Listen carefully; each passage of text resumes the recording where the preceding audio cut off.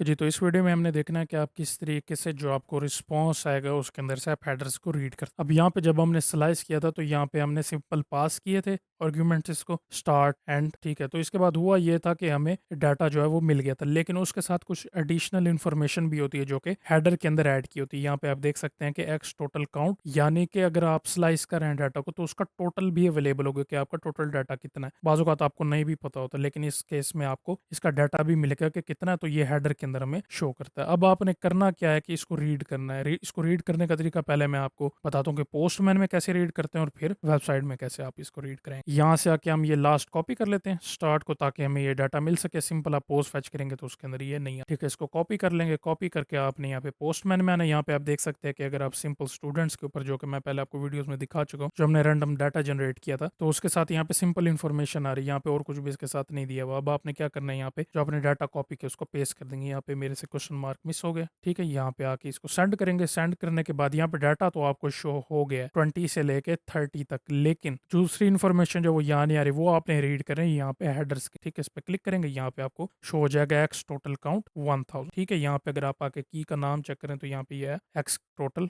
Count, यहाँ पे header ये दिया हुआ है, यानी कि टोटल डाटा आपका कितना है। अब यहाँ पे और भी हो सकता है, ऊपर पेजिनेशन के अंदर भी यहाँ पे आपको बताया हुआ है। इसके अलावा और भी आपको एपीआई रीड करें तो उसमें भी अगर आपको हेडर के अंदर कोई डाटा आ रहा है तो वो आप किस तरीके से रीड करेंगे, तो पोस्टमैन में इस तरीके से करते हैं। अब हम देखते हैं कि इसको वेबसाइट में कैसे आपने रीड करना है। तो यहाँ पे वेबसाइट सिंपल सर्व हो रही है। मैंने ये करना है कि यहाँ पे इसके पेज पे चला जाऊंगा मैं, index.html। यहाँ पे आके स्क्रिप्ट हम लिख लेते हैं, ठीक है। स्क्रिप्ट के अंदर हम सिंपल फैच का फंक्शन यूज करके इसको फैच कर लेते हैं। यहाँ पे मैं इसका लिंक भी कॉपी कर लेता हूँ जो हमने यहाँ पे पास किया था पोस्टमैन के अंदर, कॉपी कर लेंगे, यहाँ पे आके पेस्ट कर देंगे। फिर जब ये डाटा फैच हो जाएगा तो देन इसका जो रिस्पॉन्स आएगा उसके अंदर ये अवेलेबल होगा, ठीक है। इसको हम कर लेते हैं console.log। ये जो रिस्पॉन्स इसका आया है जब डाटा फैच हो गया तब ये हेडर के अंदर है, तो हेडर इस रिस्पॉन्स के वेरिएबल के अंदर है। यहाँ पे आपने इसको पास कर देना है, तो यहाँ पे डॉट हेडर्स हेडर्स आ जाएगा। हेडर्स के अंदर आपने लिखना है डॉट हेडर से डॉट गेट, और यहाँ पे आपने नाम पास करना है उस की का जो कि आपने लेनी है, इसमें से x hyphen total hyphen count, ठीक है। सिंपल यही इसका नाम था, जो की का नाम है, यहाँ पास कर देंगे। अब हम इसको रीड कर सकते हैं। मैं सिंपल console.log करा रहा हूँ, आप चाहें तो वेबसाइट में भी इसको शो करा सकते हैं। अब बाकी इसको वेबसाइट के ऊपर चेक भी कर लेते हैं एक दफ़ा। इसको रिफ्रेश करेंगे पहले, फिर इंस्पेक्ट में जाएंगे, इंस्पेक्ट में जाके कंसोल में जाएंगे तो यहाँ पे 1000 दिया हुआ है। अच्छा, ये बात आपने याद रखनी है कि ये स्ट्रिंग है,